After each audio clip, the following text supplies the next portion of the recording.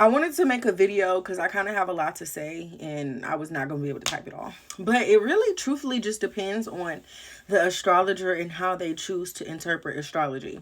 So me, astrology and spirituality are not the same thing, like I said in the previous video, but a lot of people use astrology for spiritual purposes, and there's nothing wrong with that. But when it comes to looking at astrology from like looking at someone's chart from like a karmic or like a spiritual perspective, I don't do that. Like, I use astrology to help people, like, very realistically, like, okay, I'm going to tell you about your life. I'm going to tell you how to solve your problems. I'm going to answer questions. I'm going to predict things.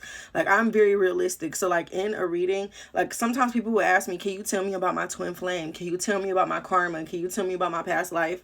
Me, with the way that I view and use astrology, I can't tell you that. I don't look at astrology from that perspective. But you could find an astrologer who looks at astrology from a more spiritual perspective that will tell you that the nodes represent karma, and you could look at the north node to see your future, and you could look at the south node to see your past, and so on and so forth. Do I think they're wrong? Kinda. But I mean, you know what, whatever. Like, I'm not even gonna go there. Like, people, astrology is subjective, but I will say, using astrology, I use astrology how it was originally intended. Like, the original purpose of astrology was used as a divination tool. It was used to tell you things about yourself and to answer questions, more so to describe you or your personality, or to do the spiritual things that modern astrologers do.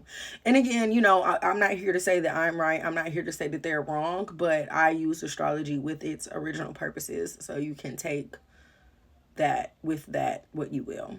Yeah.